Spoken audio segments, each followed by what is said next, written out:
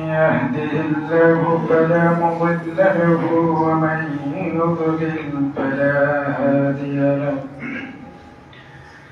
ونشهد أن لا إله إلا الله وحده لا شريك له ولا نظير له ولا مثيل له ولا ضد له ونشهد أن سيدنا وسندنا وحبيبنا ومولانا محمد الذي أرسله بالحق بشيرا ونذيرا وداعيا إلى الله بإذنه وسراجا منيرا فقد قال الله تعالى في كلامه المجيد وفرقانه الحميد أعوذ بالله من الشيطان الرجيم بسم الله الرحمن الرحيم إن الله وملائكته يصلون على النبي يا أيها الذين آمنوا صلوا عليه وسلموا تسليما اللهم صل على سيدنا محمد وعلى آل محمد كما صليت على إبراهيم وعلى آل إبراهيم إنك حميد مجيد اللهم بارك على محمد وعلى آل محمد كما باركت على إبراهيم وعلى آل إبراهيم إنك حميد مجيد উপস্থিত মুআজ্জাজ হাজিরিন সম্মানিত মুসল্লিয়ানে ইকরাম মুরব্বিয়ানে আযম কাছে ও দূরে থেকে আগত আল্লাহর আশিকিন মুহিব্বিন দিনদার ভাই ও বন্ধুগণ আমরা আল্লাহ রাব্বুল ইজ্জত ওয়াল জালালের দরবারে মস্তক অবনত চিত্তে কৃতজ্ঞতার স্বরে কালিমাতুর শুকরিয়া আদায় করছি যিনি আমাদেরকে ঈমান নামক দৌলত দান করেছে সকল প্রকার বিপদ মুসিবত থেকে যিনি আমাদেরকে মুক্ত করে আজকে সপ্তাহের সবচেয়ে গুরুত্বপূর্ণ দিন জুমার দিনে মসজিদে এসে উপস্থিত হওয়ার কথা বলার শোনার তৌফিক দান করেছেন সেই মহান মনিবের দরবারে কালিমাতুর শুকরিয়া আদায় করছি আলহামদুলিল্লাহ দরুদ ও সালাতু ওয়াস সালাম পেশ করছি সাইয়্যিদুল মুরসালিন খাতামান নবিয়্যিন রাহমাতাল লিল আলামিন যিনি আমাদেরকে তথা ঈমানদারদেরকে একটি কল্যাণমুখী ইনসাফ ভিত্তিক কোরআনী সমাজ বাস্তবায়ন করে দেখিয়ে দিয়েছেন সেই মহামানবের উপরে দরুদ ও সালাম শুকর বলি সাল্লাল্লাহু আলাইহি ওয়াসাল্লাম। সম্মানিত মুসলিম একম আমরা আমাদের ধারাবাহিক আলোচনা করছিলাম পবিত্র কোরআনুল কারীমে আল্লাহ তাআলা ঈমানদারদেরকে যে সম্বোধন করে যে কথাগুলো বলেছেন সেই আলোচনাগুলো চলছিল। তো আমরা আজকে একটি ভিন্ন আলোচনা করব, অর্থাৎ আমাদের পরবর্তী জুমা থেকে ইনশাআল্লাহ বাকি আলোচনাগুলো হবে ওদিক থেকে। যেহেতু আমাদের মাস থেকে রজব মাস একেবারেই বিদায় দিচ্ছে, সেই জায়গা থেকে আমরা রজব মাসের সবচেয়ে আলোচিত বিষয় যে ব্যাপারটি, সেটি হলো লাইলাতুল মিরাজ। এবং এই লাইলাতুল মিরাজের সাথে সবচেয়ে বেশি যে বিষয়টি গুরুত্বপূর্ণ সেটি হলো আল্লাহ রাব্বুল আলামিন তার রাসূলকে সকল নবীদের উপরে মর্যাদা দিয়ে পৃথিবীর উপরে অর্থাৎ উর্ধ্বাকাশে প্রথম আসমান, দ্বিতীয় আসমান করে সপ্ত আসমান সহ জান্নাত জাহান্নামের যে নিদর্শন আল্লাহ রাব্বুল আলামিন তার রাসূলকে সরাসরি দেখিয়েছেন, যে আয়াতগুলো দেখিয়েছেন, এই আয়াতগুলো থেকে আমাদের শিক্ষা নেওয়া এবং পাশাপাশি রাসূল সাল্লাল্লাহু আলাইহি ওয়াসাল্লাম মক্কি জীবনের শেষ দিকে আগত মাদানী জীবনের শুরু, অর্থাৎ মাদানী জীবনকে তিনি কিভাবে সাজাবেন সেই সাজানোর দিক নির্দেশনা আল্লাহ রাব্বুল আলামিন কোরআনুল কারীমে দিয়েছেন। সেই বিষয়ে আলোচনা করার চেষ্টা করব। আল্লাহ রাব্বুল আলামিন তৌফিক দান করুন। আমিন। আমাদের আলোচনার বিষয় অনেক বড়। একটু ওই যে উনার মোবাইলে আওয়াজ হচ্ছে, কিন্তু আপনাদের ফিসফিসা নির্দিষ্টটা বেশি হয়ে গেছে, এই কারণে নিষেধ আছে যে পাশের লোক কথা বললেও তাদের কথা বন্ধ করে, এটাও বলা যাবে।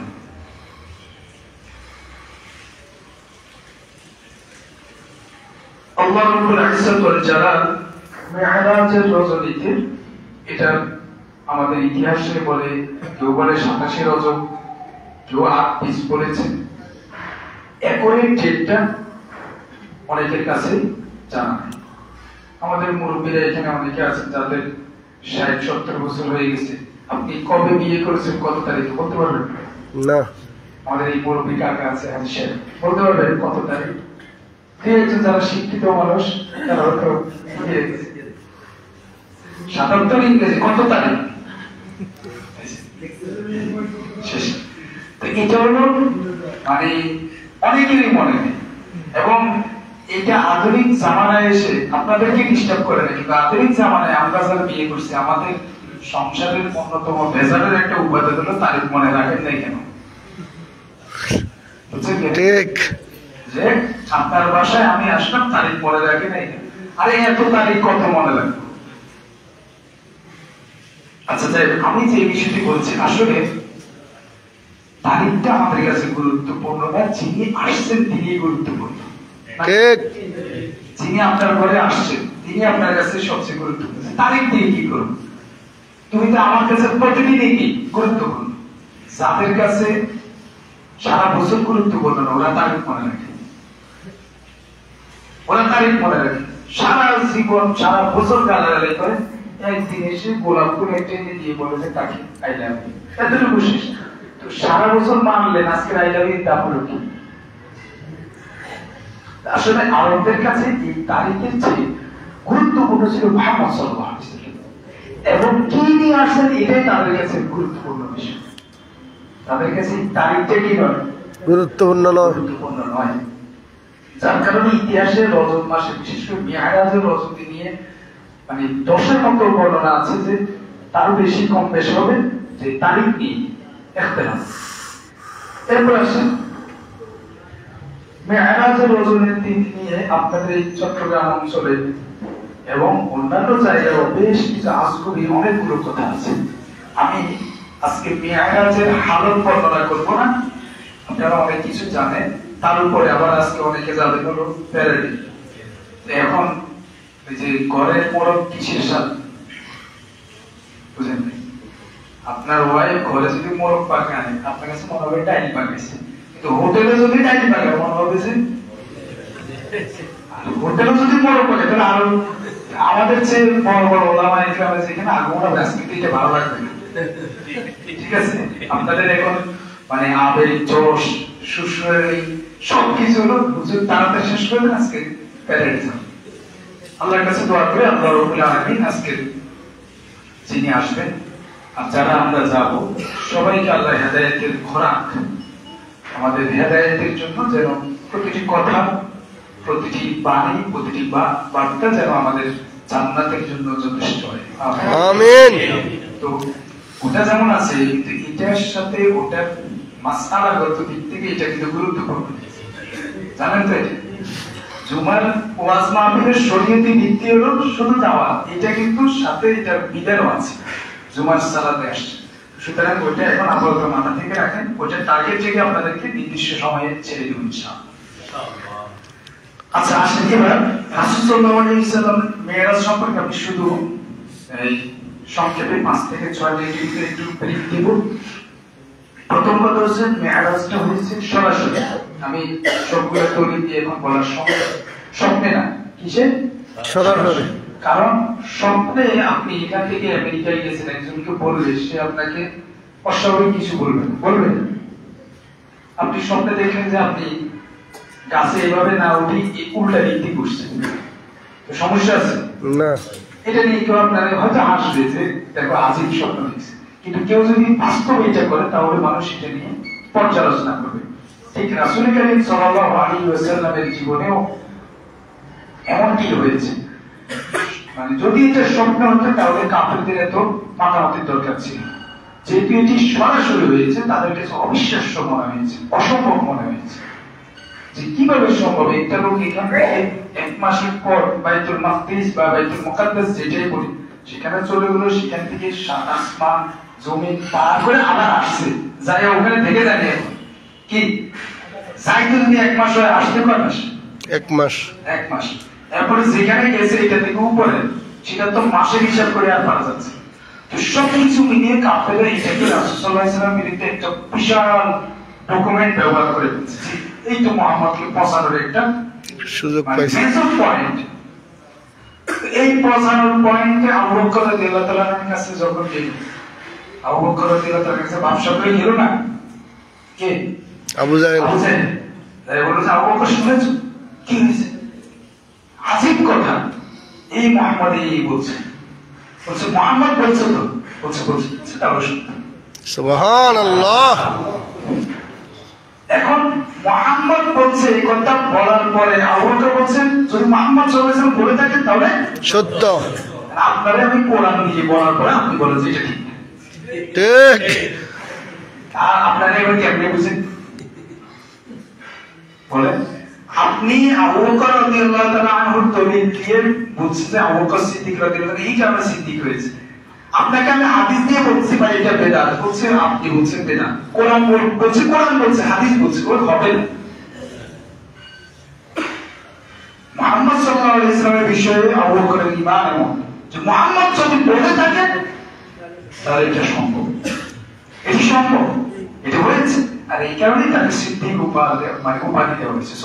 সুবহানাল্লাহ। এখানে একটা মেসেজ হলো যে অনেকে অনেক কথা বলবেন, কেউ যদি আমাকে বলে ক্বাল আল্লাহু তাআলা, আমাকে দাঁড়িয়ে যেতে হবে, আল্লাহ বলছে, আমার বুঝে আসুক না মুহাম্মদ সাল্লাল্লাহু আলাইহি ওয়াসাল্লাম বলছেন, মুহাম্মদ সাল্লাল্লাহু আলাইহি ওয়াসাল্লাম করেছেন, তাহলে আর কোনো কথা নেই। বুঝা গেছে? তাহলে এটা একটা মেসেজ আমরা দিলাম।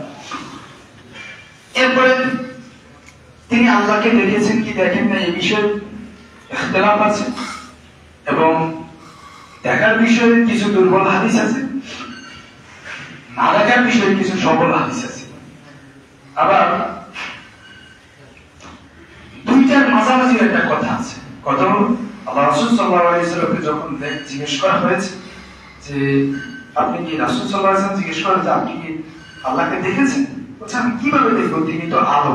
তিনি কি? আলো। অর্থাৎ আলো শুধু আমি যা দেখেছি এটা আলো ছাড়া কিছু দেখি, আর এই আলোটাই মুসা আলাইহিস সালাম কি করতে পারে না, সহ্য করতে পারে। আবার কোরআনের আরেকটি আয়াত আছে যে ওমা কানা লিবাশারিন আন ইউকাল্লিমাহুল্লাহু ইল্লা ওয়াহইয়ান আও মিন ওয়ারাই হিজাবিন আও ইউরসিলা রাসূলান ফায়ুহিয়া বিইذনি মা ইয়াশা। যে কোন মানুষের পক্ষে এটি সম্ভব নয় আল্লাহ সুবহানাহু ওয়া তাআলা কথা বলেন ইল্লা ওয়াহইয়ান, ওয়াহী ছাড়া, ওহীর মাধ্যমে আল্লাহর সাথে কথা বলা যায়। বর্তমান পর্দার আড়ালে এখন কেউ বলছে যে মেরাজের রজনীতে আল্লাহর সাথে যা কথা হয়েছে পর্দা আড়ালে। কারণ পর্দা যদি খুলে ফেলে তাহলে মুহাম্মদ সাল্লাল্লাহু আলাইহি ওয়াসাল্লাম আল্লাহকে দেখে ফেলবেন, আর এটি অসম্ভব আল্লাহ বলছেন। হ্যাঁ, এখানে অনেকগুলো আলোচনা আছে, শুধু একটুখানি বলে রাখি, আল্লাহ কি গায়েবের অংশ না গায়েবের বাহিরের অংশ? বুঝে বলি, আল্লাহ কি গায়েবের অংশ কি? আমরা আল্লাহকে দেখেছি না, হাত দেখেছি না, তার সূরত দেখেছি না, তার আয়তন সীমানা দেখেছি, কিছুই দেখতে পাই, তবে এটা গায়েবের অংশ। আর এই গায়েবের প্রতি মুহাম্মদ সাল্লাল্লাহু আলাইহি ওয়াসাল্লাম ঈমান আনছেন তো? তার কাছে কি এটা গায়েব আছে না এখনো নাই? আছে। তার কাছে এই গায়েব রাখাটাই তার ঈমান। ঠিক। সব দেখিয়ে দিয়েছেন, জান্নাত আমাদের কাছে গায়েব, কিন্তু মুহাম্মদ সাল্লাল্লাহু আলাইহি ওয়াসাল্লামের কাছে গায়েব। কিন্তু আল্লাহ একটা বিষয় মুহাম্মদ সাল্লাল্লাহু আলাইহি ওয়াসাল্লামের কাছে গায়েব রেখেছেন, সেটা হলো আল্লাহর জাত। আল্লাহর কি? তো মুহাম্মদ সাল্লাল্লাহু আলাইহি ওয়াসাল্লাম নিজে বলছে, আমি কিভাবে তাকে দেখব? তিনি তো আলো। আমি যতটুকু দেখা গেছে, যারা বলছেন দেখেছেন, তাদের হাদিসের মূল শেষ কথা হলো তিনি আলো রেখেছেন। অর্থাৎ জান্নাতীদের চূড়ান্ত পুরস্কার কি? আল্লাহকে দেখে। এটা আপনারা জানেন এই বিষয়। জান্নাতীদের একটা চূড়ান্ত ফলাফল হলো আল্লাহকে দেখে। তাহলে রুল নম্বর 4 ক্লাস টিচার কখনো তাকে আগে বলে দেয় যে তোমার রুল নম্বর 1 হয়েছে, কালকে রেজাল্ট দিবি? বলে না। যারা ভালো, আমরা বলি না কখনো, কোন স্টুডেন্টকে বলি না, আমাদের কাছে যারা প্রাইভেটে পড়ে তাদেরকেও বলি না তুমি কত পেয়েছো। এটা একটা আকর্ষণ, এটা একটা মজা, যে সে একটা টেনশনে থাকবে, সে তার সূরত দেখার জন্য। আমরা দেখতে চাই না আমরা সূরত কেমন, তা আল্লাহ তো দেখাবে। এই যে মুহাম্মদ সাল্লাল্লাহু আলাইহি ওয়াসাল্লাম নিজেও এই আকর্ষণে অপেক্ষা আছে। সুবহানাল্লাহ। আল্লাহ রাব্বুল আলামিনের জাত, তার মানে সূরত ইত্যাদি মুহাম্মদ সাল্লাল্লাহু আলাইহি ওয়াসাল্লাম দেখেন, যেটা তার ভাষায়, আমাদের ভাষায় তিনি বলছেন এটি দেখা সম্ভব। যাই হোক, এরপর হলো প্রথম আকাশ, দ্বিতীয় আকাশ, তৃতীয় আকাশ ইত্যাদি সব জায়গায় দেখলেন, জান্নাত দেখলেন, জাহান্নাম দেখলেন। খাবারগুলো আমরা মোটামুটি অনেকেই জানি, মোটা দাগে যেগুলো নিয়ে কথা, এটা নিয়ে স্পষ্ট করলাম। বিস্তারিত আরো কথা বলার সুযোগ আছে। আমরা আজকে যে বিষয়টি নিয়ে কথা বলবো, আল্লাহ রাব্বুল আলামিন মুহাম্মদ সাল্লাল্লাহু আলাইহি ওয়াসাল্লামকে মিরাজে কেন নিয়ে গেলেন, নেওয়ার পরের কাজ কি দিলেন। প্রথম যে অবস্থাতে আল্লাহ রাসূল সাল্লাল্লাহু আলাইহি ওয়াসাল্লামকে আল্লাহ রাব্বুল মিরাজে নিয়ে গেলেন, এমন এক কঠিন পরিস্থিতিতে যখন তিনি সব দিক থেকে নির্যাতনের শিকার, হতাশ হয়ে গেছেন, মনে হয় শেষ, 140 সাল পর্যন্ত থাকবেন। ঠিক কত সাল পর্যন্ত? 140 সাল। এমন হতাশ হয়েছি না আমরা হয়েছি। মুহাম্মদ সাল্লাল্লাহু আলাইহি ওয়াসাল্লাম তার জায়গা থেকে যখন দেখছেন, আরে দাদা মারা গেল, চাচা মারা গেল, আগে তো আগের জেনারেশন গেল, চাচা যিনি প্যাট্রোনাইজ করতেন, শেল্টার দিতেন, ওই শেল্টার চলে গেল। খাদিজাতুল কুবরা রাদিয়াল্লাহু তাআলা আনহা তিনিও চলে গেলেন। এর আগে তাকে কারাগারে রাখা হলো 3 মাস, 3 বছর। এমন এক সংকীর্ণ অবস্থা হয়ে গেছে, মুসলমানরা রাষ্ট্র ছাড়া শুরু করছে, আবিসিনিয়া হিজরত করা শুরু করছে। এই পরিস্থিতিতে যখন দুনিয়ার জমিন আল্লাহর নবীর জন্য সংকীর্ণ হয়ে যাচ্ছে বাহ্যিক দিক থেকে, তখন আল্লাহ রাব্বুল আলামিন তার রাসূলকে একটু রিফ্রেশ করার জন্য, একটু মানে কি বলে, মনে প্রশান্তি দেওয়ার জন্য মূর্ত জগতে নিয়ে গেলেন, যে দেখেন কোথায় কি, কার সাথে কি, ওরা আপনার সাথে লড়াই করছে, আর আপনাকে আল্লাহ কোথায় নিয়ে আসছে। সুবহানাল্লাহ। এই যে একটা মানসিক প্রশ্ন, তার উপরে সবচেয়ে বড় হাদিয়া পেলেন কি? সালাত, 5 ওয়াক্ত সালাত। আমি তাফসীর ইবনে কাসির যখন পড়ছি হাদিসগুলো, শুধু সুবহানাল্লাযী আসরা বিআবদিহি আয়াত তাফসীর, মানে তাফসীর ইবনে কাসির কত পৃষ্ঠা, প্রায় 20 পৃষ্ঠার মতো হবে শুধু এই এক আয়াত তাফসীর। এখানে অসংখ্য হাদিস এনেছেন, প্রায় 43 জন রাবী হাদিসগুলো এক জায়গায় এনেছেন। সেখানে সালাতের বিষয়ে যখন আমি লেখাটা 2-3 বার পড়ছি, মানে পড়ার সময় আমি চিন্তা করছি দেখি আমার ভুল আছে কিনা, আমি একবার পড়তে গিয়ে দেখলাম রাসূল সাল্লাল্লাহু আলাইহি ওয়াসাল্লাম আল্লাহর কাছে গেলেন, 50 রাকাত না ওয়াক্ত সালাত নিয়ে আসলেন, গেলেন, আবার আসলেন। মুসা আলাইহিস সালাম বারবার পুশ করছে যে না হবে, পারবে না, আপনাকে আরো দুর্বল, আমার মনে কত শক্তিশালী, পাহাড় পাথর কেটে এরা বাড়ি বানাইছে। আর আমাদের অবস্থা কি? আমাদের অবস্থা হলে আমরা পাথর কাটবো কি, আর ভয়ঙ্কর দুর্বল আমরা। তো মুসা আলাইহিস সালাম তো আমাদের দুর্বলতা বুঝে গেছেন, এই কারণে বারবার পাঠাচ্ছে। 5 ওয়াক্ত যখন হলো, তখন মুসা আলাইহিস সালাম কাছে আসে, আবার আসলে কত ওয়াক্ত? 5 ওয়াক্ত। বলছে শুনেন, আমার উম্মতের জন্য 2 ওয়াক্ত ছিল। কয় ওয়াক্ত? 2 ওয়াক্ত। ওটাও পারে না, ওটাও পারে না। আপনি আবার যান, আল্লাহ রাব্বুল আলামিন আবার গেছেন। আপনার এই জায়গায় একটু আমার জানার গেছিল, আমি জানতাম যে এতটুকুতে উনি আর জানলেন, কিন্তু উনি আবার গেছেন দ্বিতীয়বার, যাই আবার বললেন। আল্লাহ রাব্বুল আলামিন বলেছেন সিদ্ধান্ত যেটা হওয়ার, উম্মুল কিতাবে যেটা লেখা সেটা লেখা হয়ে গেছে। সুবহানাল্লাহ। চেঞ্জ আর হবে না। হবে না, তবে সওয়াবের দিক থেকে 10। সুবহানাল্লাহ। 5 into 10 কত হয়? 50। 50 হয়ে যান। এখন আসেন মুসা আলাইহিস সালামের এই যে বার্গেটিং, পিছন থেকে পুশ করা, তা আবার যান। এই বার্গেটিংটা কি আমাদের সমাজে এই চরিত্রটাকে এখন দেখা যায় না? দেখা যায় না। আচ্ছা, বাংলাদেশে আজকে সব মুসলমান জুমা পড়বে, এই কথা কি বিশ্বাস করবেন আপনি? না। যদি সব মুসলমান জুমা পড়ে তাহলে এখনো লোহার আওয়াজ হয় কেন?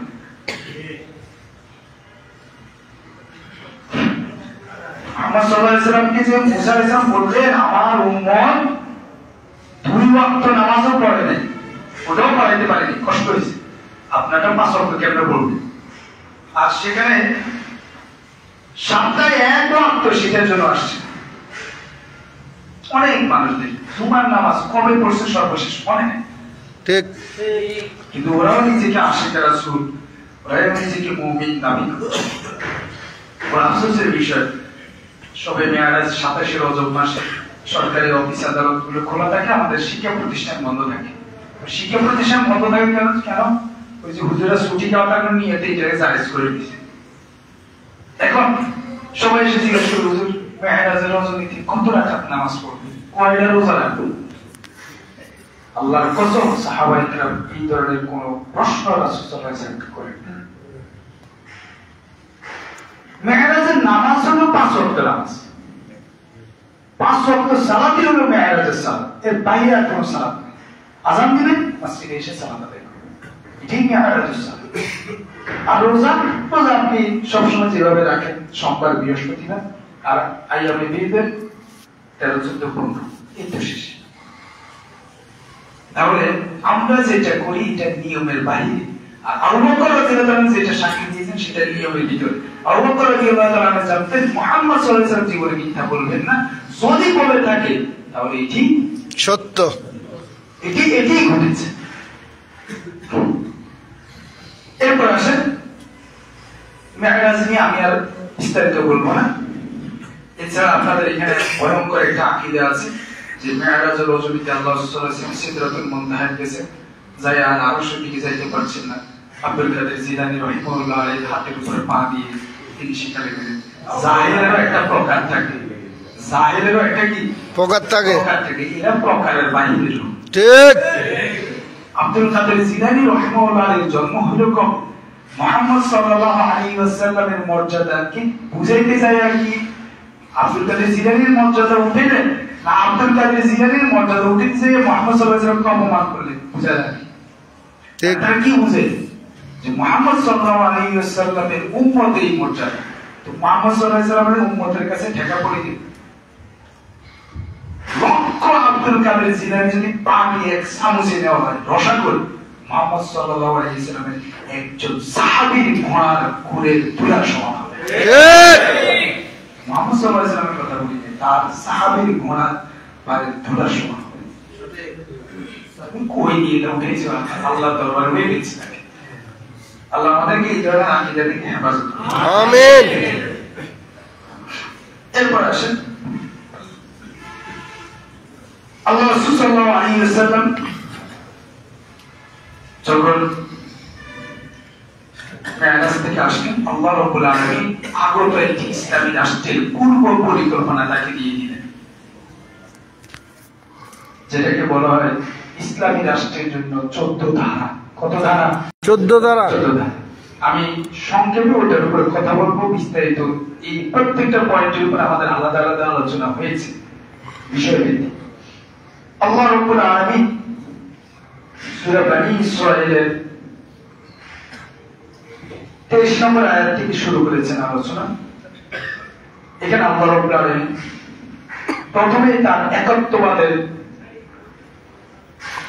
ঘোষণা দিয়ে বলছেন, ওয়া ক্বাদা রাব্বুকা আল্লা তা'বুদু ইল্লা ইয়্যাহু। সিদ্ধান্ত হয়ে গেছে। সিদ্ধান্তটা কি? রব্বুকা, তোমার রব সিদ্ধান্ত দিচ্ছেন, আল্লাহ তা'বুদু ইল্লা ইয়্যাহু, যে তোমরা তার ছাড়া কারো ইবাদত করবে না। সিদ্ধান্ত দেওয়া হয়েছে।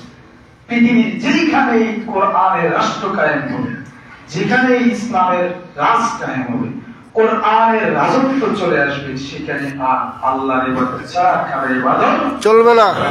অর্থাৎ এর অর্থ এটা নয় যে অন্য ধর্মের লোকজনের ইবাদত করতে পারবে, বিষয়টা না। অর্থাৎ আপনি যদি রাজত্ব কায়েম করেন, রাজ শক্তি থেকে ডিক্লারেশন হবে, একমাত্র ইবাদত চলবে আল্লাহ রাব্বুল আলামিন। এখানে আর শিরকের কোনো স্থান নাই। এর আগের আয়াতে আল্লাহ রাব্বুল দুই আয়াতে আল্লাহ রাব্বুল এই বিষয়টি স্পষ্ট করে দিয়েছেন যে লা তাজআল মা'আল্লাহি ইলাহা। এর আগের আয়াতে 22 নম্বর আয়াতে বলছে যে তোমরা আল্লাহর সাথে অন্য কোনো ইলাহ বানায়ো না। মানে ইলাহ থাকে না, আপনি নিজে নিজে বানান। ঠিক। নিজে নিজে বানায় না। দেখবেন আমাদের দেশে আমরা যাদেরকে নাস্তিক বলি, অনেকে বলি যে আসলে তাদের কোনো ধর্ম বিশ্বাস নেই। এটা একটা ধারণা, তাদের একটা ধর্ম বিশ্বাস আছে। পৃথিবীতে ধর্ম বিশ্বাস ছাড়া কেউ নেই। যে নাস্তিক তার একটা ধর্ম বিশ্বাস আছে। কারণ আপনি বলবেন যে কি বলুন, হ্যাঁ তার একটা ধর্ম বিশ্বাস আছে। সে দেখবেন আপনি শহীদ মিনারে জুতা নিয়ে উঠলে তার কি কান্না, মনে হবে যে আপনি মানে কোরআনের উপরে জুতা দিয়ে বানাচ্ছেন। মানে তার দুঃখটা এমন, আপনার কাছে যেমন কোরআনের উপরে কেউ পানা দিলে বা জুতা নিয়ে উঠলে যেমন দুঃখ লাগে, তার কাছে শহীদ মিনারে জুতা নিয়ে উঠলে তার চেয়ে বেশি দুঃখ লাগে। এটা তার ইবাদতের জায়গা না? নাস্তিকের ইবাদতের জায়গা তো এটা। ঠিক। আপনি একটা স্মৃতি সংরক্ষণের জন্য হয়তো একটা পিলার বানাইলেন লোহা দিয়ে, পাথর দিয়ে, আমদান, কিন্তু সেটাকে যদি এই মর্যাদার জায়গা দেন, পাথরকে তো আপনি ইবাদতের কেন্দ্র বানাইবেন, তাহলে তারও একটা ইবাদতের মানহাজ আছে, একটা পদ্ধতি আছে। সে একটা ইলাহ বানাই নিয়েছে, তার ইবাদতটাকে কোথায় সম্পন্ন করবে? সারা বাংলাদেশে বর্ষাতে এই যে 24-এর বন্যা, আমরা নোয়াখালীর মানুষ নামি পর্যন্ত পানি উঠে গেছে কোথাও কোথাও কোথাও কোথাও। ফেনীর মানুষ তো পানির উপর দিয়ে সাঁতার কেটে চলে গেছে না? আচ্ছা, এই অবস্থায় তারা কি করতেছে? আমরা করতেছি আল্লাহর কাছে দোয়া, আল্লাহ তুমি পানিটাকে জমিনে ডুবাইয়া দাও, আসমানের বৃষ্টিপাত আসমানে উঠে আনো, জমিনের পানি জমিনে ঢুকাইয়া দাও। এভাবে দোয়া করছি না? করছে। করেন না আপনারা? করছে। তারা কি করছে? তারা কি করছে? দুইটা মোমবাতি জ্বালাইছে। মোমবাতি জ্বালায়া তারা 5 টাকা 10 টাকা মোমবাতি জ্বালায়া আগুনের কাছে মনে মনে কিছু একটা বলছে। মানে তাদের বিশ্বাস হলো আগুন সকল খারাপই পোড়াইয়া দিবে। তবে সে আগুন কি তা বানাইয়া নিছে। আল্লাহ বলছে তাজাল মা'আল্লাহি ইলাহা আখার, আল্লাহর সাথে অন্য কোনো ইলাহ বানায়ো না। তাহলে আপনি ইলাহ বানান, নিজে বানান। ইলাহ কি করে? নিজে বানান, পিছনে বাঁশ দিয়ে বানায়, হাত পা চোখ নাক ইত্যাদি আপনি ইলাহ বানায় আনেন। বানায় নিয়ে পরে তার সামনে যে আপনি নত পাথর আপনি বানায় নিছেন, নিয়ে একটা দেওয়াল করছেন তার সামনে। আচ্ছা, এই মসজিদটা আমরা বানাইছি, আমরা কি মসজিদের সিজদা দিই না আল্লাহকে সিজদা দিই? আল্লাহকে। তারপর অনেকে বলল যে আমরা তো ইট পাথর দিয়ে মসজিদ বানাইছি, আমরা কি মসজিদের সিজদা দিই না মসজিদের জন্য সিজদা দিই?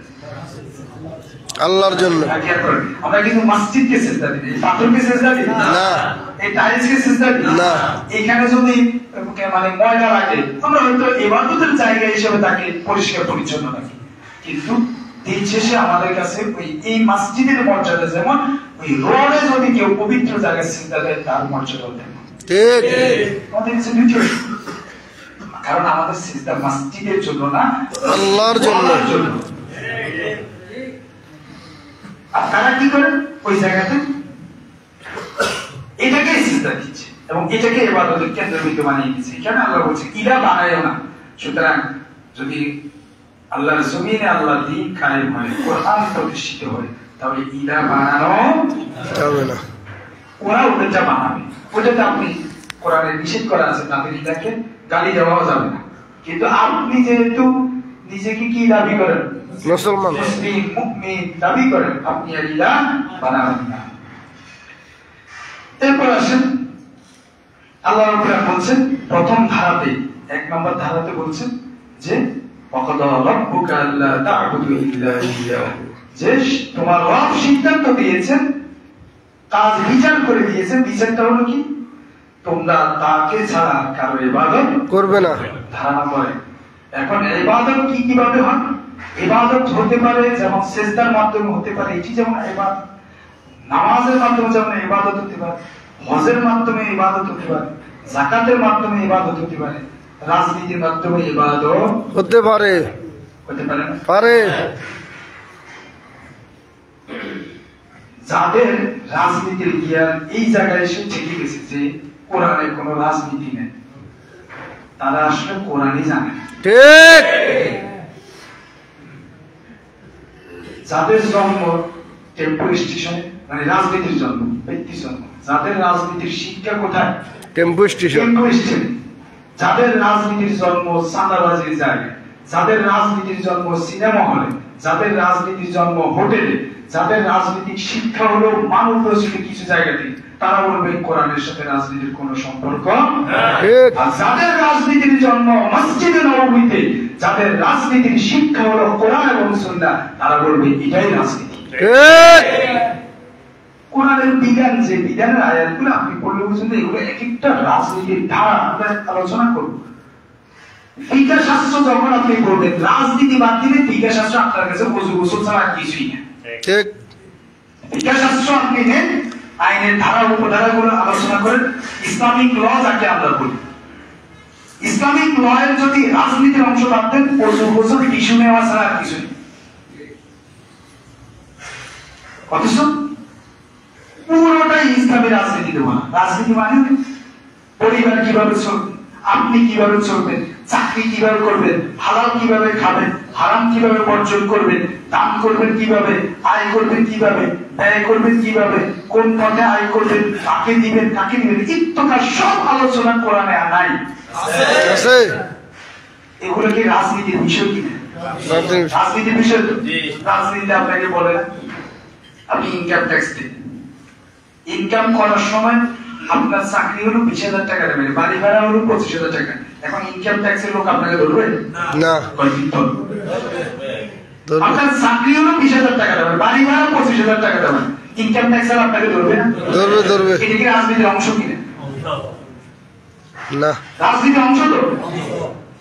আপনারা বুঝলি দেশের মানুষের মাথায় একটা ভূত ঢুকেছে, আমি ভূতটা আজকে শুনতে।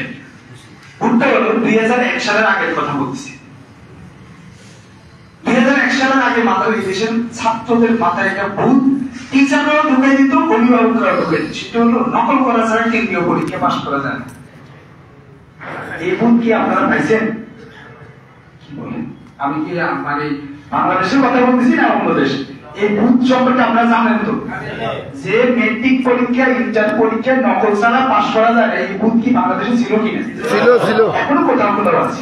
কিন্তু 2001 সালের নির্বাচনের পর ইসলামুল হক মিলন আমাদের চাঁদপুরের, সে কোন দলের সেটা জানার দরকার নেই, কিন্তু সে যেই কাজ করেছে বাংলাদেশের শিক্ষা ব্যবস্থাকে মেরুদণ্ড সোজা করে দাঁড়ানো শিখিয়েছে। ঠিক। সে যখন সারা বাংলাদেশে হুটহাট করে হেলিকপ্টার নিয়ে চলে যেত, শিক্ষক সব এক্সপেল হচ্ছে, শিক্ষক নকল দেওয়ার দায়, শিক্ষক এক্সপেল হচ্ছে নিয়মিত। সেই যখন এক্সপেল শুরু করলো, শিক্ষা ব্যবস্থায় কিছু পরিবর্তন আসলো, গুণগত পরিবর্তন আসার পরে 2010 সালে আমি মেট্রিক পরীক্ষা দিই, পিছনের লোকের দিকে তাকানোর প্রয়োজন হয়, প্রশ্ন দেখি কোনটা রেখে কোনটা দিব, সবগুলো কম।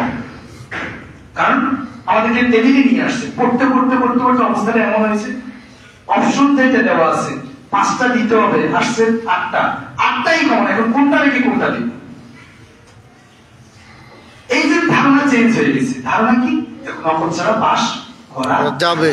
বাংলাদেশের রাজনীতিতে একটা ধারণা মানুষের মাথার ভিতরে ঢুকিয়ে দেওয়া হয়েছে, রাজনীতি মানে মৃত্যুকের কাজ, রাজনীতি মানে লম্পটের চরিত্র, রাজনীতি যে করে সে আসলে তার নাইটের চরিত্র একরকম, ডের চরিত্র একরকম। সে দুই ধরনের ডিউটি করে, নাইট এন্ড ডে। তার 24 আওয়ার ডিউটি। মসজিদের চরিত্র এমন, মন্দিরের চরিত্র এমন, তার মানুষের সাথে লেনদেন এমন, অর্থাৎ একটা টোটাল আস্ত বাটপার ছাড়া কেউ রাজনীতি করে না। মানুষের রাজনীতি কি আর এটা ঢুকে গেছে? যদি আপনি এভাবে বলে রাজনীতি মানেই বাটপার করে, তাহলে আপনি এই কথা বলার আগে চিন্তা করে মোহাম্মদ সাল্লাল্লাহু আলাইহি ওয়াসাল্লাম প্রেসিডেন্ট ছিলেন। খবরদার, আপনি রাজনীতিকে যদি গোলায় ফেলেন, মুসল্লিকে জুতাচোর বলা যাবে না, জুতাচোর মুসল্লি হয়ে গেছে। কোনটায় জুতাচোর মুসল্লি হয়ে গেছে। রাজনীতি হওয়ার কথা ছিল নিজের সত্য কথা বলবে, রাজনীতি হওয়ার কথা ছিল কোরআনের আইন অনুযায়ী চলবে, রাজনীতি হওয়ার কথা ছিল সত্যের পক্ষে থাকবে। কিন্তু রাজনীতিতে কিছু চোর ঢুকে ভালো মানুষ রাজনীতি ছেড়ে দিয়ে চলে গেছে। এখন সবাই ভাবে যে রাজনীতি মনে হয় চোরেরাই করে। ঠিক না, রাজনীতি চোরেরা করে। কিছু চোর রাজনীতিতে ঢুকে গেছে, কিছু না, অধিকাংশ ঢুকে গেছে। যার কারণে এখন আলেম ওলামারা যখন আপনাদের কাছে রাজনীতি আলাপ করে, চা দোকানদার দোকানে লিখে রাখে এখানে রাজনীতি আলাপ নিষেধ। মসজিদের ইমাম সাহেবকে কমিটি বলে, হুজুর রাজনীতির আলাপ করবেন না। ওয়াজ মাহফিলে ওয়াজিবদেরকে কমিটি বলে, সভাপতি বলে দেয় হুজুর দ্বীনের কথা বলে, রাজনীতির কথা বলে। ও তো রাজনীতিও বুঝে না, দ্বীনও বুঝে না। এই ভুট্টা নামা 53 বছরে 2 তরকারি খেয়েছে, এবার তরকারি চেঞ্জ করে। 53 বছর আপনি লবণ ছাড়া খেয়েছেন, এবার লবণ সহ খান। এবার চেঞ্জ করেন, সিদ্ধান্ত চেঞ্জ করেন। এদেরকে ভালো লাগবে না, বিকল্প ইসলামিক দল আছে তাদেরকে দিবে, কিন্তু সিদ্ধান্ত চেঞ্জ করেন। 53 বছর আপনার বাবা এদের নির্যাতনের শিকার, আপনিও শিকার। আপনার পরবর্তী জেনারেশনকে এদের হাতে রেখে যাবে। সিদ্ধান্ত চেঞ্জ করেন। কোরআন আপনাকে সব বিষয় বলে দেওয়া আছে, সব বিষয়। আপনার বইয়ের আজকে হঠাৎ আপনি বাজার থেকে লবণ আনেন নাই, লবণ পাশের ঘর থেকে লবণ দেওয়ার বিষয় কোরআন বলে দেওয়া আছে। সুবহানাল্লাহ। আর কি বলতে কোরআন আপনি? তাহলে প্রথম ধারায় বলছে খবরদার, কোরআনের সমাজ বাস্তবায়ন করে আর কি করবে না, ইলা বানা ইবাদত করবে কার? আল্লাহ। আর ইবাদত মানে হলো মুমিনের ঘুম, মুমিনের কি ইবাদত? ঘুম ইবাদত। যদিও বিসমিল্লাহ পড়ে শুয়েছেন, শোয়ার পরে গরম একটু লাগছে, লুঙ্গি উল্টো বিপদসীমা পার হয়ে গেছে। লুঙ্গি কই পার হয়ে গেছে? বিপদসীমা। তারপরে নাকি আপনি ইবাদত ইসলাম তাই বলেন। তা আপনার রাজনীতির বিশাল আয়োজন, এটা কি ইবাদত হইতে পারে? যদি প্রসেসটা ঠিক করে দেয়, যদি প্রসেসটা ঠিক করে দেয়। 1 নম্বর কি? 2 নম্বর ধারা। আল্লাহু আকবার। আল্লাহ রাব্বুল 2 নম্বর ধারা নিয়ে আসেন আপনাদের মা বাবার খেদমত। সুবহানাল্লাহ। ওয়াবিল ওয়ালিদাইনি ইহসানা। তুমি ইসলামী রাষ্ট্র প্রতিষ্ঠা করবে, আর তোমার মায়ের বাবার অধিকার নষ্ট হবে। খবরদার। 2 নম্বর ধারা। আমার অধিকার তো আমার ইবাদত করবে, মা বাবার অধিকার আদায় করবে। চমৎকার সংবিধান। পৃথিবীর কোন সংবিধান দেখাতে পারবেন কোরআনের বিকল্প হিসেবে দাঁড় করাই দেন যে মা বাবার অধিকার রাষ্ট্রের 2 নম্বর ধারায় চলে আসছে? মা বাবার অধিকার পৃথিবীর কোনটা? শুধু এটার উপরে আলোচনা করলে তো আলাদা আলোচনা। মায়ের অধিকার, বাবার অধিকার, মায়ের সাথে বেয়াদবির শাস্তি, বাবার সাথে বেয়াদবির শাস্তি। আল্লাহ রাসূল সাল্লাল্লাহু আলাইহি ওয়াসাল্লাম বলেছেন, কি বলে, রিদা রাব্বি রিদা ওয়ালাদ, যার প্রতি তার বাবা সন্তুষ্ট তার প্রতি আল্লাহ সন্তুষ্ট। মা তোমার জান্নাত, মা তোমার জাহান্নাম। মায়ের খেদমত করবে জান্নাতে যাবে, মায়ের খেদমত না করলে জাহান্নামে যাবে। আল্লাহ রাসূল সাল্লাল্লাহু আলাইহি ওয়াসাল্লাম মিম্বারে দাঁড়িয়েছেন, 3 বার মিম্বারে উঠছেন, 3 সিঁড়ি পার হতে 3 বার আমিন বললেন। সাহাবায়ে জিজ্ঞেস করলেন, এমন তো আচরণ দেখিনি, কেন এটা করলেন? তিনি বললেন, 3 বার আমিন বলেছি, তার ভিতরে 1 বার হলো জিবরাইল আমার কাছে এসে বলছে যে ব্যক্তি তার মা বাবা উভয়কে অথবা তাদের একজনকে পেয়েছে অথচ খেদমত করার মাধ্যমে জান্নাত নিশ্চিত করতে পারেনি, তার জন্য লানত। আল্লাহ বলছেন আমিন। পৃথিবীর সেরা সংবিধানের, এই সংবিধানের বিস্তারিত তো আমরা হাদিস নাকি, সংবিধানের ধারাগুলোর উপধারার ক খ গ ঘ, বাংলাদেশের সংবিধান দেখবেন এভাবে করে ধারা নম্বর 1 এর আন্ডারে আবার ক, খ এর আন্ডারে আবার 1 এর আন্ডারে আবার ক, এভাবে করে আপনি হাদিসগুলো ঘাটেন, দেখবেন আপনি ধারা বিস্তারিত পেয়ে যান। এখানে বলা হচ্ছে উফ শব্দটাও বলা যাবে। উফ, আপনার মা বাবার সাথে আচরণের ক্ষেত্রে কি বলা যাবে না? উফ শব্দ, বিরক্তি প্রকাশ করা যাবে না। আরেক হাদিসে বলছে, আনতা ওয়া মালুকা ইয়াবিকা, এক সাহাবী তার কাছে উঠে বলল, ইয়া রাসূলুল্লাহ, আমার বাবা আমার সম্পদগুলো খরচ করে দিলেন। বাবা এসে রাসূল সাল্লাল্লাহু আলাইহি ওয়াসাল্লামের দরবারে আসলেন। আপনারা এই ঘটনা জানেন। রাসূল সাল্লাল্লাহু আলাইহি ওয়াসাল্লাম তার কলার ধরে ঘটনা শুনে বললেন, আনতা ওয়া মালুকা ইয়াবিকা, তুমি এবং তোমার বাবা, তুমি এবং তোমার সন্তান তোমার বাবা। অর্থাৎ বাবা তার সন্তানের সম্পদ প্রয়োজন অনুসারে খাইতে পারবে, খরচ করতে পারবে, অবশ্যই করতে পারবে না, আরেকজনকে বিক্রি করে দিতে পারবে না, কিন্তু বাবার যতটুকু প্রয়োজন অতটুকু কি করতে পারবে। ছেলের পকেট থেকে বাবা টাকা নিয়ে বাজারে চলে যাবে, যাইতে পারবে। ছেলে এটা বলার দরকার নাই, ছেলের বয়সে বলার দরকার নেই তোমার বাবা তোমার পকেট থেকে চুরি করছে, এটা বলার সাথে সাথে পিছন থেকে কয়েক কিলোমিটার গতিতে আসতে হবে, কি আসবে সেটা বুঝছে। কিন্তু এটা বলাই যাবে না, বাবাকে চোর বলা যাবে না, বাবা আমার সম্পর্কে চুরি করছে, আল্লাহ হেফাজত করবে। আমিন। দ্বিতীয় নম্বর ধারা গেল মা বাবার সাথে আচরণ, এটা বিস্তারিত আলোচনা আছে, আমরা ওইদিকে যাবো। এরপরে 3 নম্বর ধারা ওয়াআতিযাল কুরবা হাক্কাহু ওয়াল মিসকিন ওয়া ইবনাস সাবিল, যে যারা তোমাদের নিকট আত্মীয় তাদের হক আদায় করে দাও। পৃথিবীতে অধিকাংশ যুদ্ধ হচ্ছে নিজের হকের, আমার দাবি আমার ন্যায্য অধিকার দিচ্ছে না। 24-এর বিপ্লব কি জন্য হয়েছে? ন্যায্য অধিকার পাচ্ছি না। আরে আমি পড়াশোনা করতেছি, আমার বিপরীতে আমি 70 পাইলে চান্স পাবো না, আরেকজন 43 পাইলে চান্স পেয়েছে, ঠিক অধিকার। ধারা নম্বর 3 নম্বর ধারায় চলে আসছে ওয়াআতিযাল কুরবা হাক্কান ওয়াল মিসকিন ওয়া ইবনাস সাবিল, তুমি মিসকিন এবং ইবনে সাবিল মুসাফিরদেরকে তুমি দান করো, তোমার কাছে যারা অধিকার পাবে সেই অধিকার আদায় করো। অধিকার আসে, আপনার বোন আপনার কাছে সম্পদ পাবে, অধিকার। আপনার ভাই আপনার কাছে পাবে, অধিকার। আপনার বাবার কাছে আপনি পাবেন, অধিকার। বাবা আপনার কাছে পাবে, অধিকার। সমাজের লোকজন পাবে, অধিকার। পাওনাদার পাবে, অধিকার। ইত্যাদি আলাদা আলাদা বিস্তারিত শাস্তির কথা বলা আছে এবং পুরস্কারের কথা বলা আছে। এগুলো কি রাজনীতি নয়? কোরআনের সাথে নাকি রাজনীতির সম্পর্ক নেই? কোরআন কি মাথা গোল না পাগল? কোরআন বুঝে না, একটা হলে হবে না, মাথাও ঘুমাইছে না হলে কথা বলে কেন? আফসোস হলো আমাদের শিক্ষা ব্যবস্থায় স্বাধীন হওয়ার পর থেকে আমাদের শিক্ষা ব্যবস্থায় আমাদের বিশেষ করে রাজনৈতিক চালিকা শক্তি যারা, তাদের কাছে ইসলামী শিক্ষার সঠিক মেসেজ অর্জন করে। শহীদ প্রেসিডেন্ট জিয়াউর রহমান মারা যাওয়ার পরে তার বিধবা স্ত্রী যদি এতিম ছেলেগুলোকে অন্ততপক্ষে এতিমখানায় নিয়ে পড়ে কোরআনের নলেজ দিত, তাহলে এই ছেলে এখন বলতো না সবার আগে আমি বাঙালি, বাংলাদেশি, তারপর মুসলিম। যদি তার ভিতরে ইসলামের জ্ঞান থাকতো বলতো সবার আগে আমি মুসলিম, রাষ্ট্র নাগরিক হিসেবে আমি বাংলাদেশি। এখন বলে যে সবার আগে আমি নাকি বাংলাদেশি। তোমাদের জিজ্ঞেস করবে এই কথা যে তুমি বাংলাদেশ থেকে আসছো না সৌদি আরব থেকে আসছো, মা রব্বুকা ওয়া মা দীনুকা ওয়া মান হাযা রাজুলাল্লাযী পড়েছে বিকু ওয়াইনে আনছা, তো জিজ্ঞেস করছে তুমি কোথা থেকে আসছো? এবারে জিজ্ঞেস করবে না কোথা থেকে আসছো, বাঙালি না পাকিস্তানি না আরবি না কি বলে সুদানি না কুয়েতি, কোনটা জিজ্ঞেস করবে? জিজ্ঞেস করবে এই প্রশ্ন আছে না? এই প্রশ্নের জন্য প্রস্তুতি নিলে এটা সিলেবাসে সিলেবাসে আপনাকে জিজ্ঞেস করবেন আপনার পরিচয়, তোমার ধর্ম কি ছিল, তোমার পরিচয় কি ছিল, রাজনৈতিক পরিচয়। আমার হাজার রাজনীতি পড়েছে এই লোকটাকে চিনো, লিডার কারে মানছ, কারে মানলো লিডার, এই লোকটাকে চিনো।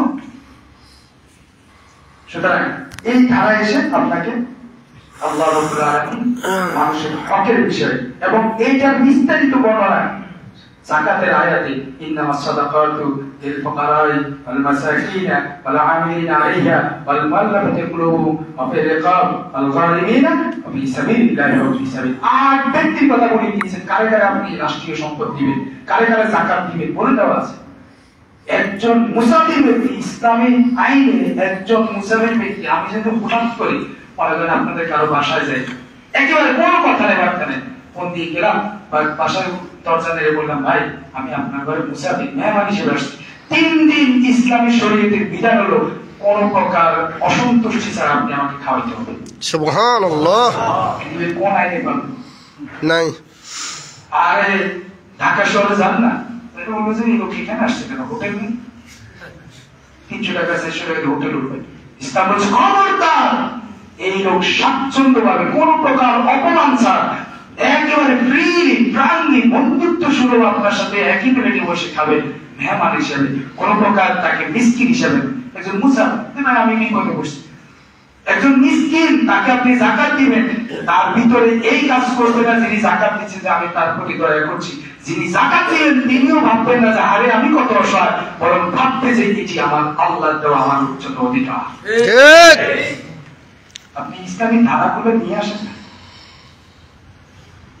আপনি বৃদ্ধ ভাতা দিবেন, বয়স্ক ভাতা দেন, মহিলা বয়স্ক ভাতা আনতে যাইয়া যে টাকা দেয় এই টাকাও তার কাছে নেই। আলাদা করে কাজ করবে, কাজ করার আগে কাজ চলার জন্য যে তেল লাগে সিলিপ করতে হবে না, বাইক সিলিপ করে সেই তেলের অভাবে এই দেশটাকে কোরআন থেকে দূরে সরাই দিই। আশ্চর্য বিষয়, 95% বা 90% মুসলমানের দেশে এর কোরআনের বিধান বাস্তবায়ন করতে পারে না। জানে এটা বাস্তবায়ন করলে সব ঠিক হয়ে যায়, তারপর করে না কেন? শয়তানে লারে। কে লারে? শয়তানে। শয়তান করতে দেয়। রাতে ভোটের রাতে 500 টাকা দিয়ে সে তার সংবিধান রচনা করা থেকে দূরে সরে যায়, পরের দিন 5000 টাকা দিয়ে এনআইডি কার্ড করতে চায়। প্রকাশ্যকে বাস করে। আর একটা জন্ম নিবন্ধন কার্ড করবে, তাতে 1500, কোথাও কোথাও স্থান কার্ড বেঁধে 5000 হয় না। এই যে এখন ভোটার তালিকা চলছে না, দেখেন কি পরিমাণ হয়রানি চলছে। আমরা জানি তো, আমাদের কাছে খবর আসছে।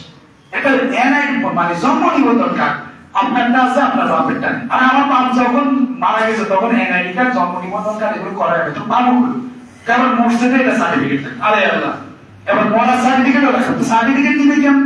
আচ্ছা যাই হোক, বললাম যে ভাই আমার বাবা মারা গেছে, তো মারা যাওয়ার জন্য আলাদা সাক্ষী লাগবে। এক আজিব তামাশা করে এবং ঠিক আছে মরার সার্টিফিকেটই দিলেন, এই সার্টিফিকেটের জন্য আলাদা করে ফি যদি 100 টাকা হয়, যিনি কাজ করবেন তাকে দেওয়া লাগবে 500 টাকা। ঠিক কেন? তাহলে এই যে এভাবে করে রাষ্ট্রটাকে প্রত্যেকটা স্তর, আপনি কোন স্তর দিবেন? মসজিদে ইমামতি চাকরি নিবে, মাদ্রাসায় শিক্ষকতার চাকরি নিব, সব শেষ, নিয়োগ হয়ে গেছে, এখন আমার বেতনটা শুধু চালু হবে, এটার জন্য তাকে কিছু দিতে হবে। ঠিক এখন বলেন আপনি কি করবেন? না যে আমি দেই নাই, 1 মাস না দেওয়ার কারণে আমার 16,000 টাকা বেতন, আমি ক্যাশ টাকা পাইনি, আল্লাহকে সাক্ষী দিতে বলছি, এই বলছি দিব না, পরে যায় দিতে চাইছেন, আবার বলছে ভাই কুকুরের গু খায়, কিছু গু দিয়ে দিই। তখন এইটাকে ওই মাসালা ধরে আমি এক মূর্তিকে জিজ্ঞেস করলাম যে কি করবো, এরকম দেওয়া লাগতেছে, তো আমার 1 মাসের বেতন সেও পায় নাই, আমিও পাই নাই, রাষ্ট্রও আমাকে দিতে পারে নাই, আমার আবেদনটা রাষ্ট্রের কাছে পৌঁছায়। তখন বলে যে ভাই কুকুরে যখন গু খায় একটু গু দিয়ে দিন। আল্লাহর কাছে বলতে পারবো আল্লাহ আটকে দিয়ে যায় 1 মাস খাইনি, বেতনই পাইনি। তাহলে এইভাবে করে আল্লাহর উপরে বলছেন তুমি হক ওয়ালাকে হক দিয়ে দাও, নিকট আত্মীয়দেরকে তাদের হক দিয়ে দাও, মিসকিনদেরকে তাদের অধিকার দাও, এবং মুসাফিরদেরকে তাদের অধিকার দাও, আর সম্পত্তি করবে না, অপচয় করবে না। আজকে রাষ্ট্রীয় সম্পদ বালিশ কিনে, পর্দা কিনে, আপনার হিসাব করে দেখেন, একটা পর্দার দাম 500 টাকা, সেটার দাম 50,000 টাকা উঠে, বালিশ নিচতলা থেকে 5 তলা উঠতে উঠতে 1 লাখ টাকা হচ্ছে। আরে আমার কি বালিশ? তাহলে আল্লাহ বলছেন অপচয় করবে না, তাহলে রাষ্ট্রের সম্পদ অপচয় করা যাবে না। এই যে আপনাদের এখানে টানেল বানাইলো, বঙ্গবন্ধু টানেল, খরচ হলো কত, উঠে আসে কত, রাষ্ট্রের এটা কেন অপচয় করবে? প্রতিদিন রাজনীতি বুঝবেন, আর আমার তো আল্লাহ বুঝে দিছে অপচয় করি না, বুঝে না মানে বুঝি না মানে। এরপরে আল্লাহ রাব্বুল আলামিন বলছেন, এরপরে দেখেন, এবং দানের ক্ষেত্রে আল্লাহ রাব্বুল বলছেন ওয়ালা তাজআল ইয়াদাকা মাগলুলা, আবার আপনি যখন দান করবেন সেখানে আল্লাহ আপনাকে কিছু নিয়ম কানুন দিয়েছে, যে এমন করিও না হাতটাকে একবার পিছনে আটকে রাখিও না, আবার এমন ভাবে দান করিও না যে তুমি নিজেই কি হয়ে যাবে, ফকির হয়ে যাবে, বিশ্ব হয়ে যাবে। দেখেন আপনাকে ওখানে যাকাত মানলে যে আপনি টাকা দিবেন, রাষ্ট্রীয় ট্যাক্সে টাকা দিবেন, ট্যাক্সে টাকা দিচ্ছি না, ট্যাক্সে টাকা দিচ্ছি, এই সবগুলো দেওয়ার ক্ষেত্রে আপনাকে নির্দেশনা দেওয়া আছে। এরপর রিজিকের ক্ষেত্রে, সম্পদ উপার্জনের ক্ষেত্রে আল্লাহ বলছেন দেখো ইন্নাল্লাহা ইয়াবসুতু রিজকা লিমান ইয়াশাউ ওয়া ইয়াকদির, আল্লাহ যাকে চান অনেক সম্পদ দেন, যাকে চান সীমিত দেন। তো সুতরাং কাউকে সীমিত দিলে সে যারে বেশি দিচ্ছে তার শত্রুতা করে তার যেন হত্যা না করে, অথবা আকাম কুকাম করা শুরু না করে। একজনে চাকরিও করে, পাশাপাশি কিছু বিজনেস করে, সে কিছু টাকা বেশি পায়। এখন আপনি শুধু চাকরি করেন, কারণ আপনার ম্যাডামে বললো কি রে তুমিও চাকরি করো, ও চাকরি করে, ওর বেতন বেশি কেন? ওর ইনকাম বেশি কেন? এখন আপনি চিন্তা করছেন আমার দ্বারা তো ব্যবসা হবে না, তো টেবিলের নিচে দিয়ে কাজ শুরু করবেন। ঠিক দেখেন আপনি কোরআনের এই ধারাগুলোকে যদি আপনি সমাজে বাস্তবায়ন করতে পারেন, একটা সুন্দর গোল্ডেন সমাজ পাবেন। ঠিক যে সমাজ পৃথিবীর বুকে মানুষ হিংসে করবে, মানুষ মডেল হিসেবে নিতে চাইবে। কোরআন এই মডেলগুলো বলছে। আমাদের সময় একেবারে শুনতে আর সামনে যাওয়া যাবে না। এখানে হত্যার বিধান আছে, কিভাবে হত্যা করলে মানে বাচ্চাকে হত্যা করলে তার কি শাস্তি, এগুলো অন্যান্য আয়াতে আছে। আমি শুধু এতটুকু বলছি যে কোরআনের এই প্রত্যেকটা ধারা আপনারা 22 নম্বর আয়াত থেকে সূরা ইসরা 22 নম্বর আয়াত থেকে একেবারে 34 নম্বর আয়াত পর্যন্ত, এবং সর্বশেষ এখানে শিক্ষা ব্যবস্থাটা কেমন হবে আমি এতটুকু বলে শেষ করে আল্লাহ বলছেন ওয়ালা তাকতু মা লাইসা লাকা বিহি, যে বিষয়ে তোমার জ্ঞান নেই সেই বিষয়ে কথা বলবা, চুপ থাক। তাহলে ইসলাম বলছে আপনি কোন বিষয়ে কথা বলতে হলে জ্ঞান রাখুন। এখন সাহাবারা বসে ইউনুসের বদনামি করছে, অথচ দেখা গেছে ইউনুসের জুতা টানে যে লিটারও বিসিস করে। ঠিক ব্যাপারটা বুঝছেন? মানে যে লোকে মিজানুর রহমান আজহারের সমালোচনা করে সে লোকে নামাজও পড়ে। ঠিক অথচ মিজানুর রহমান একটা শব্দ, আজহারি সাহেব একটা শব্দ হলো কাউবয়, কাউবয় দ্বারা দুইটার দ্বারা আপনি বুঝেন গরু আর পালক, এটা না। ইংলিশ এমন কিছু বাংলা প্রবাদও আছে যেটা শুনতে একরকম অর্থহীন আছে না বাংলা আছে। যেমন অক্কা যাওয়া কি অর্থ, অক্কা পাওয়া অর্থ কি মরে যাওয়া। তো ইংরেজিতে কিছু শব্দ আছে এমন প্রবাদ বাক্য হিসেবে কাউবয় মানে রাখা। এখন আল্লাহ রাসূল বলছে আমি রাখাল ছিলাম, আমার আগে নবীরাও রাখাল ছিল। এখন আপনি যে বুঝেন নাই, আপনার যে জ্ঞান নাই, এই কারণে আপনি বলতেছেন মিজানুর রহমান আজহারি আমরা রাসূলের রাখাল বলছি। আর রাখাল বলে ডাক দিছে না, রাখাল একটা হলো আমি আপনাকে ডাক দিলাম রাখাল এদিকে আসে, আরেকটা হলো না উনার পেশা ছিল রাখাল, দুইটা কি এক না। কোরআনে আল্লাহ রাসূল সাল্লাল্লাহু আলাইহি ওয়াসাল্লাম অসংখ্য হাদিসে তিনি বলছেন তিনি রাখাল ছিলেন, তার 2 দিরহামের বিনিময়ে তিনি রাখালে করতেন। এটা এই কারণে ইহুদিরা তাকে রাখাল বলে ডাকিত।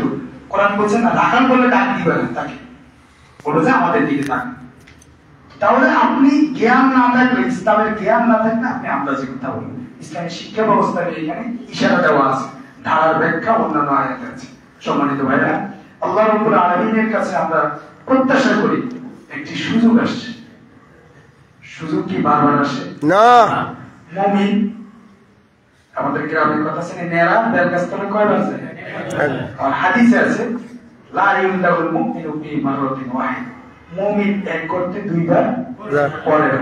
কিন্তু বাঙালি সে 14 বার পড়লো তার আকল হয় না। ঠিক আশা করছি আমাদের আকল হবে, আমাদের বুঝ আসবে, পরিবর্তনের সুযোগ আছে ইনশাআল্লাহ। আমরা এই রাষ্ট্রকে কোরআনের আলোয় আলোকিত করার জন্য আমরা আমাদের সর্বোচ্চ চেষ্টা করব, প্রতিষ্ঠা করার দায়িত্ব আল্লাহ। আমিন ইনশাআল্লাহ। আমাদেরকে সুযোগ দান করুন, তাওফিক দান করুন। আমিন। আসসালামু আলাইকুম ওয়া রাহমাতুল্লাহ। ওয়া আলাইকুম আসসালাম ওয়া রাহমাতুল্লাহ।